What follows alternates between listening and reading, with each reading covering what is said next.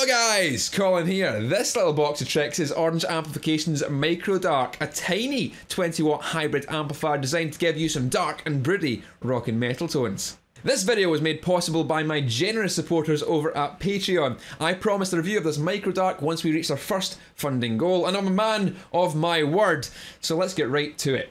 Let's get features out of the way. This is a tiny hybrid amplifier, which means that there's a 12AX7 or ECC83 valve in the preamp section and the 20 watt solid state power section, giving a rich blend of those two sounds. The front panel controls feature volume, shape and gain. Shape is more than just a tone control, it really does change the characteristics of the sound from thick, dark and fuzzy to sharp, fierce and scooped. There's a combination headphones and emulated line output for silent practice or for putting this amp through a PA or recording interface, and it's got a 412 emulation built in.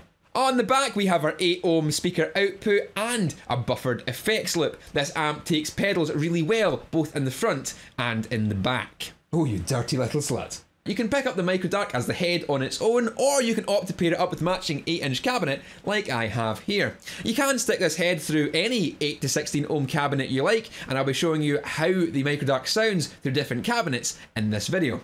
The first question people are going to ask in the comments is this loud enough to play with a band? Now it may be a tiny amplifier, but it does not do quiet. Throw it through a 212 or 412 cabinet, it's going to move a significant amount of air. I've got it here set to about 1 or 2 on the volume control. Any further and it's way too loud for home use. 20 watts is a significant amount of power to be playing about with, and in most small gigging situations this is going to be plenty loud to piss off your sound engineer. Remember, to double the volume of an amp you need to multiply its power by 10, so that puts this 20 watt Micro Dark at more than half as loud as a full 100 watt head. So plenty of volume on tap. On to the sounds then. This is a 1-channel amplifier, and that channel is all the gain all the time. You can run it at low gain settings to get some sparkly push clean sounds, and they sound really good, but the amplifier knows that's not really what you're here for.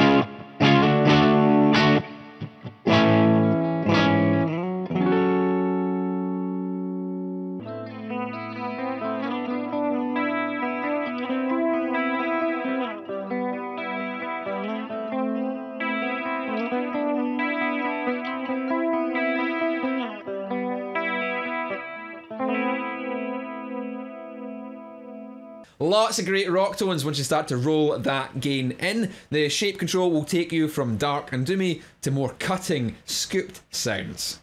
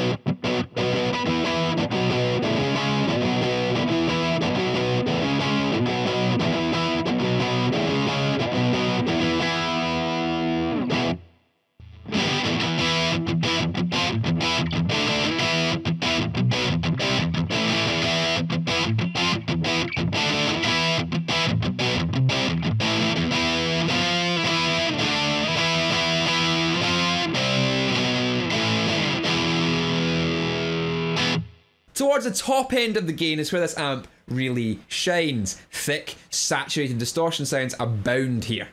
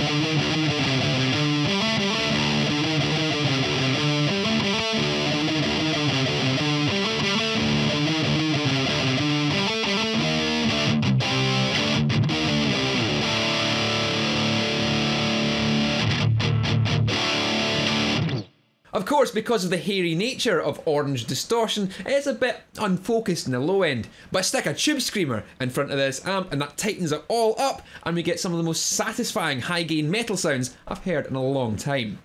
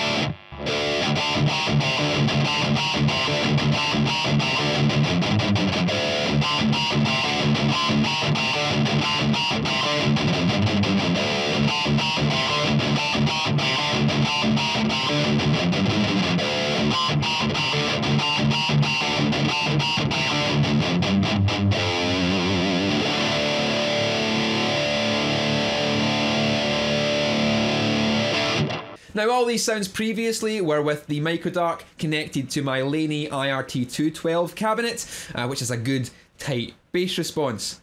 If instead we switch the cabinet to the matching 8-inch cabinet here, we'll see that the sound changes drastically.